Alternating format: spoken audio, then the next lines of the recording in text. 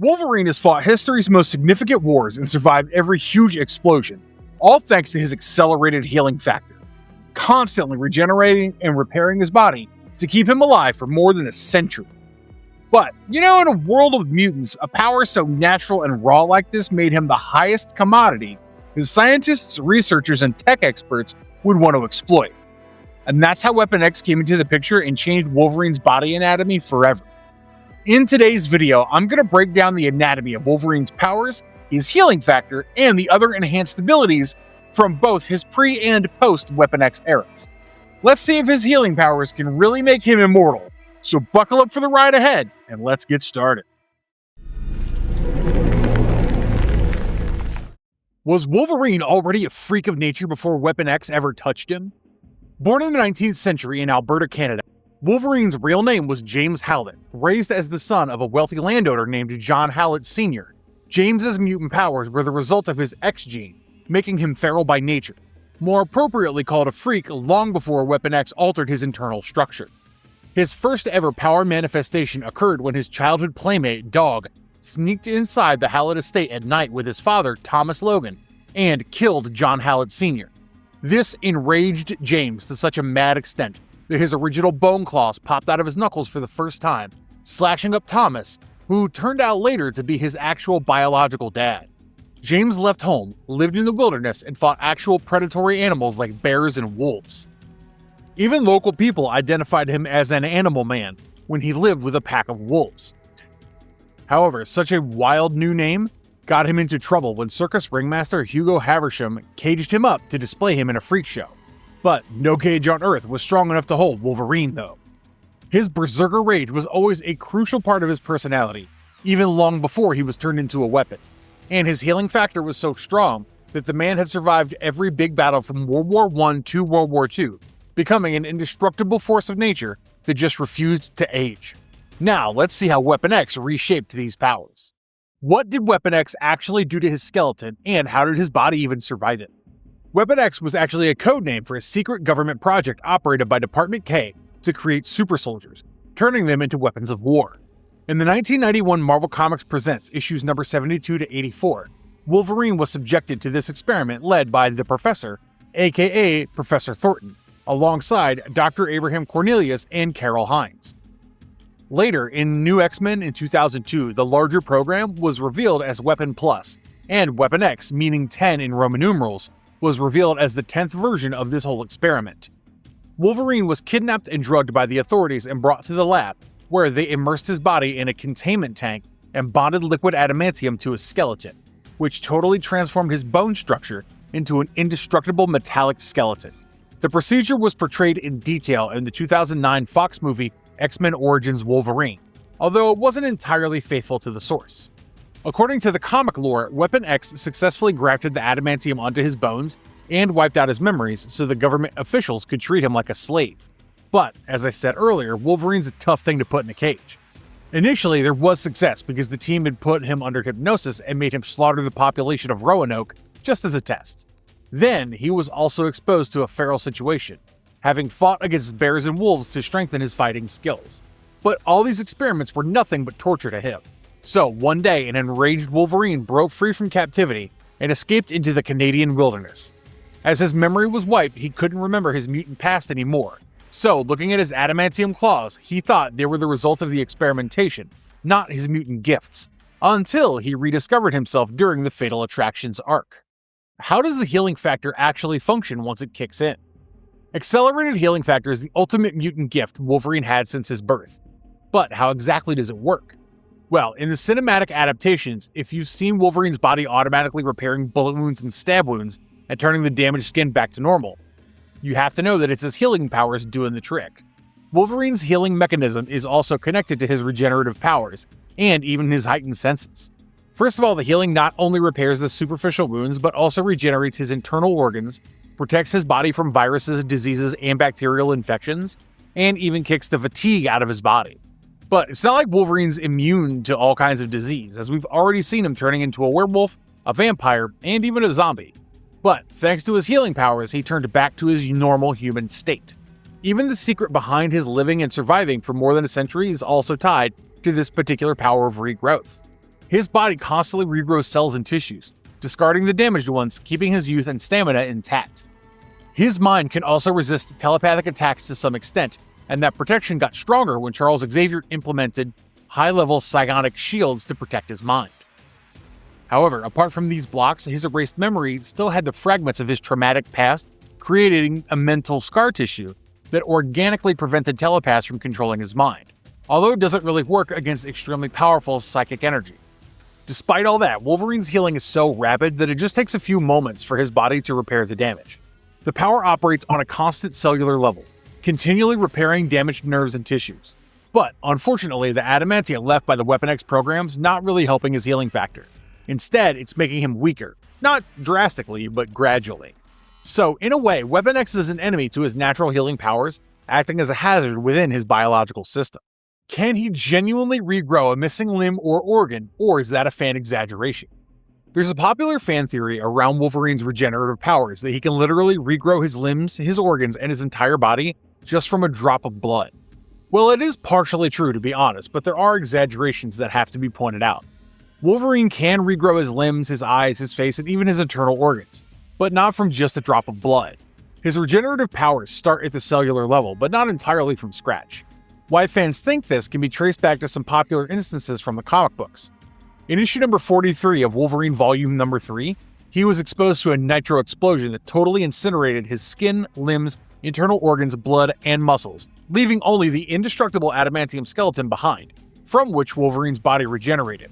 However, the process didn't happen from just a drop of blood. Another instance where it really happened was in Uncanny X-Men Annual issue number 11, published in 1987. In this issue, an alien tyrant named Horde used his crystal of ultimate vision to gain omnipotence and godhood. So, in a battle with Wolverine, when Horde ripped his heart out and a drop of blood fell on the crystal, it resurrected Wolverine at a cellular level, giving him omnipotence instead. A reborn Wolverine temporarily became a godlike being who defeated Horde. This is a point of confusion for the fans, as they believe that this resurrection happened because of Wolverine's soul healing factor. But actually, it was the crystal's cosmic divine power acting as the catalyst in that whole process. As his memories were gone, for a long time he thought his claws were a result of the adamantium experimentation. But after Magneto stripped the metal off his skeleton, a traumatized Wolverine gradually realized that he's got natural bone claws and they can regrow themselves.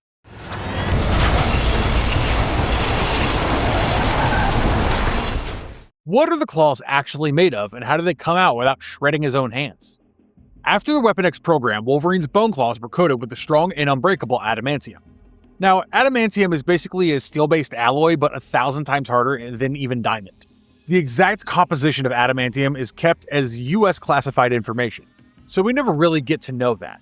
But one thing we know is that adamantium couldn't find a place on the periodic table, since it's a man-made alloy, not a chemical element. It was used by programs like Weapon X to turn people into weapons, so the government never really wanted its formula to be used for regular scientific purposes. Now, adamantium has several types, but true adamantium was bonded to Wolverine's body, becoming adamantium beta as it merged with his skeleton. After leaving the base in Canada, when Logan used his adamantium-coated claws, we saw the sharp metallic blades cut right through the flesh of his knuckles, just as his bone claws had done before, causing minor bleeding. But thanks to his healing powers, the bleeding would stop instantly and the skin would be repaired. Just how sharp are his senses compared to an actual predator? Wolverine's heightened senses are a result of his animal-like mutation and constant cellular regrowth, as apart from superhuman strength, durability, and reflexes, his superhuman senses are equally worth the attention. Real-world predatory creatures have a thin layer of tissue in their eyes called the tapetum lucidum, which improves their low-light vision, so cats, panthers, and tigers can actually see pretty clearly even in low light. But for Wolverine, it's even stronger, as he can smoothly walk around in the dark without stumbling. His ability to detect the most minute visual details makes him the most expert tracker of the X-Men. He already had terrific hearing capabilities, but they were heightened after the Weapon X program. A normal feline like a cat can hear up to 64,000 Hz, and Wolverine's hearing perhaps matches that same frequency. He can even detect the most intricate sounds in his environment, like detecting a heartbeat and even noticing minor changes in heart rate, helping him to sense fear in his opponents. His superhuman senses were so strong that at some point he could also sense the changes in air pressure and prepare himself for Cyclops' optic blasts even before they were unleashed. And then the smell, which is perhaps the only specific mutant ability to keep him grounded to his primal, animalistic powers. He can smell any specific scent from miles away, and track his enemies by smelling their blood type, pheromones, adrenaline surge, gunpowder, and even the brand of soap. Wolverine cannot be easily fooled by disguises, thanks to all these superhuman senses he possesses. If we compare his senses with Daredevil's abilities, we see that Daredevil is slightly stronger in hearing capabilities, but Wolverine is far stronger than him in recognizing a smell, no matter the distance or how old the smell is. Does the metal in his own bones ever turn against it? Yeah, a great many times, eventually putting constant strain on his healing factor. Even Adamantium has different allotropes, which can be damaging to Logan in their own respective ways. Like if he stays in contact with Adamantium 9, it can cause him to get dizzy and weak. But nothing is as damaging as the one embedded on his skeleton. It's kind of like having a powerful medical implant. It can make you stronger in one way, but it can bring its own set of side effects. Adamantium's major side effect was that it caused poisoning in his body. Even during Weapon X, if Adamantium was overloaded in his body, he would have been killed instantly. Over time, this chemical can strain his healing powers, which gets worse with aging. In the 2017 movie Logan, Wolverine from Earth 10005 was already burning out after years of enduring physical and psychological torments. In the final scene of the film, when the Reavers attacked him and Laura, we saw that Logan's body was on the brink of giving up, but he still kept fighting. His bullet wounds weren't really healing as fast as they did earlier. In the comics as well, for example, in X-Men issue number 99 published in 2000, where Logan temporarily lost his powers, he realized that the adamantium in his skeleton was slowly poisoning his body. We saw him visibly ill during this time, although he later took medicine from Beast. One of his variants, Old Man Logan, suffered from the same issue in the 2016 Old Man Logan comics, although it was temporarily fixed by the Regeneration compound. What actually happens to his body when he loses control completely? What happens to Wolverine's body when he loses control is just pure berserker rage, which you may also find in Sabretooth, Daken, and X-23, aka Laura Kinney. But Wolverine is the most famous archetype of this phenomenon. Berserker rage is an extremely violent primal state of anger when he completely loses human restraint and goes feral. In comics, you can see the violent outburst of this rage in Wolverine and Sabretooth's fights. When Logan found his girlfriend, Silver Fox, was raped and killed by Sabretooth, he went insanely feral, wanting to finish off his enemy, but the rage only made him more impulsive than a calculated killer. But that's the paradoxical nature of this rage. It makes him immensely strong, but temporarily erases his human conscience. In the 2011 X-Men anime Season 1 Episode 11, Wolverine asked Beast to strike him repeatedly to ignite his berserker rage, as it would make him stronger and unbeatable. But Beast was terrified when an enraged Wolverine slowly approached him after killing his enemy. Although it was a joke, Beast admitted that he was about to have a heart attack. Initially, when Logan was a young mutant learning to control his powers, his feral rage went out of hand, resulting in deaths and near-deaths involving Rose, Clara, and even Thomas Logan. During this time, he loses his reasoning and any sensation of pain. As we saw in the ending battle scene of 2017's Logan, where a middle-aged Logan is just too weak to fight against the Reavers, but his berserker rage returns once again, even just a while before his death. So can Wolverine actually die, and why does the answer keep changing? The quantum immortality thought experiment suggests that a person can never really die because in the multiverse, if someone dies in one universe, they wake up in another and keep living. So if we look at the endless possibilities of the multiverse, then we can't really say Wolverine has ever perished for good. But the fact is, he's not really immortal and he ages visibly. Across the comics and cinema, we've seen Wolverine age and die, although he keeps coming back through resurrection and various other methods. So let's untie these knots and get to the actual point. First of all, an aging Wolverine has been painfully portrayed by Hugh Jackman in the 2017 movie Logan, and then in the 2024 film Deadpool and Wolverine, a Logan from an alternate reality is presented as the victim of his aging process. So yeah, we're pretty familiar with a middle-aged Logan, but to see a literally old man, you have to go for the famous Old Man Logan comics or Old Man Phoenix, where in alternate realities, elderly Wolverine almost becomes an immortal being. But our original Marvel Continuity's Logan is a mortal one, as he dies in the 2014 comic series named Death of Wolverine, created by Charles Soule and Steve McNiven. A microverse virus shut down Logan's healing factor, leaving him mortal. But this time he's accepted his fate. Now knowing that there's a bounty on his head, for one last time he wants to confront the contractor, who turns out to be Dr. Cornelius, the founder of the Weapon X program. He's now trying to repeat the same procedure on the other three mutants, but Wolverine won't let it happen. so he slashes up the containers filled with adamantium and kills Cornelius in the process. However, caught in the molten adamantium, Wolverine is suffocated to death after being encased in the hardened adamantium. But then again, he's once again resurrected by Persephone. Well, that's how he died in the book, but in the movie Logan, he was brutally killed by his own clone, X-24. X-24 impaled Logan on a jagged tree branch, creating such a deep wound that it was beyond any repair.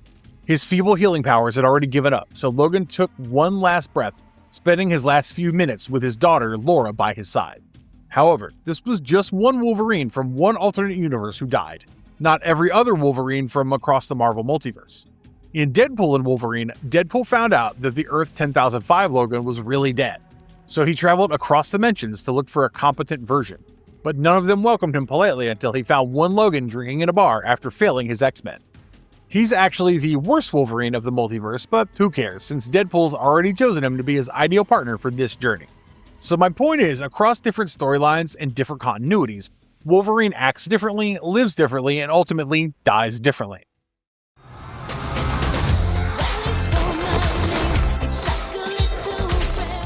Wolverine's powers are beyond ordinary human capability, and no matter how strong or weak his powers eventually became, the man had witnessed a lot over more than a century.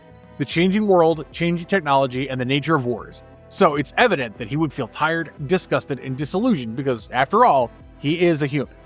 One thing that I like the most about Deadpool and Wolverine is that even in the middle of crazy comedy, Logan revealed his vulnerabilities as a worn-out Wolverine who let down his X-Men. Hugh Jackman has jokingly said that he would play Wolverine until he's 90, and why not, since we got plenty of comic content on our favorite mutant old man. On that note, this video is over. Please hit the like button, subscribe to our channel, and ring that notification bell so that you don't miss out on any more of our marvelous videos. We'll see you in the next one. Until then, stay safe, goodbye.